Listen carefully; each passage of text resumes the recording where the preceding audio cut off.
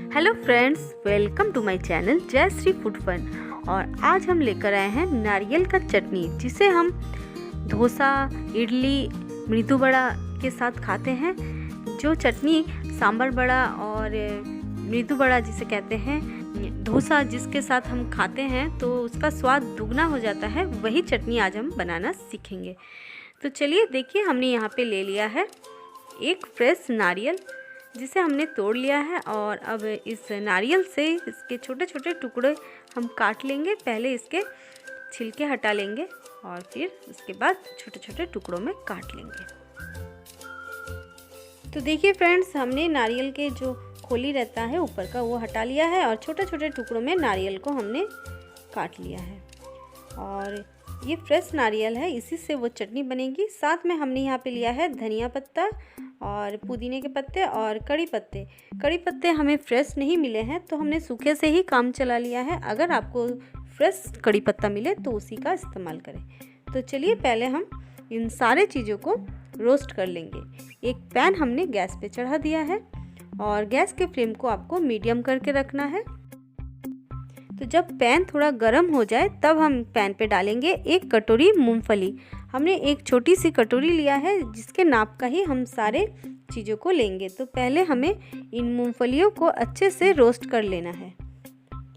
मूंगफलियों को तब तक आप रोस्ट करते रहें जब तक कि इसके ऊपर का जो छिलका है वो धीरे धीरे से आपको दिखेगा कि थोड़ा थोड़ा क्रैक होने लगा है। तो आपको समझ में आएगी कि मूंगफली थोड़े से रोस्ट हो चुके हैं। तो इसके लिए थोड़ा सा आपको टाइम लगेगी।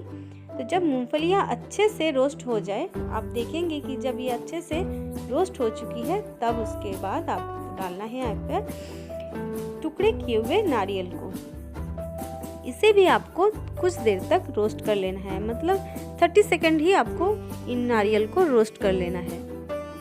अगर आप इस तरह से इस नारियल के चटनी को बनाते हैं तो इस चटनी का स्वाद बहुत ही टेस्टी आता है। और देखिए, यहाँ नारियल भी हमने 30 सेकंड तक अच्छे से रोस्ट कर लिया है। तो अब हम इस पे डालेंगे थोड़े से चने दाल। हमने चने दाल को थोड़ा सा रोस्ट कर लिया है। अगर आप चाहे जो मार्केट में मिलते हैं रोस्टेड चना दाल, जो चना होते हैं, उसी का आप भी इस्तेमाल कर सकते हैं, लेकिन हमने यहाँ पे चने दाल का इस्तेमाल किया है। तो इसे भी आपको 30 सेकंड तक ही रोस्ट कर लेना है अच्छे से।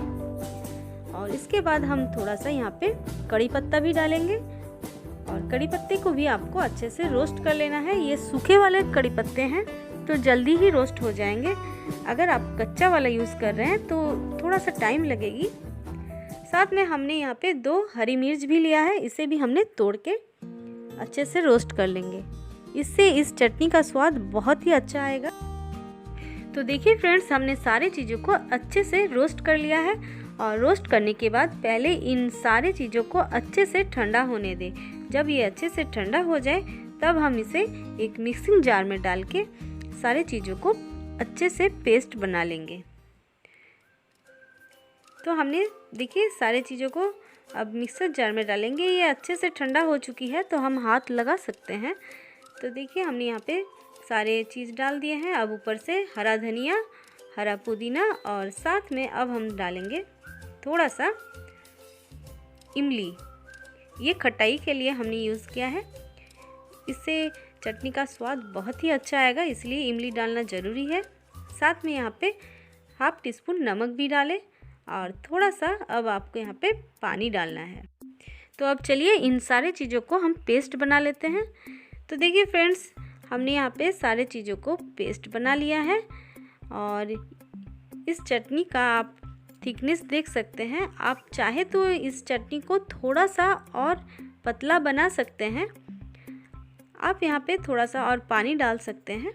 तो पहले हम इन सारे चटनी को पहले निकाल लेते हैं, फिर मिक्सर जार में थोड़ा सा पानी डाल के हमने यहाँ पे डाला है। तो देखिए, इस चटनी का थिकनेस आप देख सकते हैं। इसी तरह से कंसिस्टेंसी आपको बनाना है। आप चाहे तो थोड़ा और भी पानी डाल के थोड़ा पतला चटनी भी बना सकते हैं, ये आपकी मर्ज़ी है। तो अब हम लगाएंगे इसके ऊपर तड़का। इस नारियल के चटनी को आप फ्रीज में भी स्टोर करके 4-5 दिन तक रख के खा सकते हैं। देखिए इसकी कंसिस्टेंसी कितनी थिकनेस है, ये बहुत ही टेस्टी लगेगी खाने में। तो चलिए अब हम इसके ऊपर थोड़ा सा तड़का लगा लेते हैं। तड़का लगाने के हमने पैन पे 2 चम्मच मस्टर्ड ऑयल डाला है और जब तेल अच्छे से गर्म हो जाए तब हम यहाँ पे डालेंगे 1/2 टीस्पून हींग। इससे इस चटनी का स्वाद बहुत ही टेस्टी लगेगी, एकदम ऑथेंटिक लगेगी जैसे मद्रासी लोग बनाते हैं ना। और साथ में हमने यहाँ पे लिए हैं सरसों। हमने यहाँ पे काला सरसों का इस्तेमाल किया है, आप चाहे तो पीली सरसों का भी इस्तेमाल कर सकते हैं। साथ में अब हम यहाँ पे डालेंगे बाकी चीज़ें, लेकिन पहले इन चीज़ों को अच्छे से हमें रोस्ट कर अच्छे से भून लेना है। जब ये सरसों अच्छे से भून जाए तब हम इस पे डालेंगे थोड़े से उड़द दाल। ये उड़द दाल इस चटनी का स्वाद और भी बढ़ा देगी, इसीलिए थोड़ा सा उड़द दाल आपको यहाँ पे डालना है और इसे भी अच्छे से इस तेल में भून लेना है। अब आप डालें कड़ी पत्ता और कड़ी पत्ते को भी अच्छे से रोस्ट कर ले भून ले। और अब डालेंगे हम इस पे लाल सूखी मिर्च। अगर आपको कड़ी पत्ता ताज़े वाले मिले तो उसी का इस्तेमाल करें, इससे चटनी का स्वाद और भी अच्छा आएगा। तो अब चलिए हम इस चटनी में इस तड़के को डालते हैं और तड़का डालने के बाद देखिएगा इस चटनी का स्वाद और भी दुगना आएगा कि तड़का ही इस चटनी का एक मेन ट्रिक है जो इस चटनी को स्वादिष्ट बनाता है। इस करी पत्ते के स्वाद को बहुत ही अच्छा लगता है। तो देखिए फ्रेंड्स, एकदम ट्रेडिशनल नारियल का चटनी जो सांभर बड़ा या फिर डोसे के साथ हमें मिलती है ना, वही चटनी आप घर में तैयार कर लिए हैं। तो फ्रेंड्स कमेंट में बताएं कि आप लोग को आज का ये रेसिपी कैसा लगा है और मेरे चैनल को भी सब्सक्राइब करें। तो आज के लिए इतना ही, नमस्ते।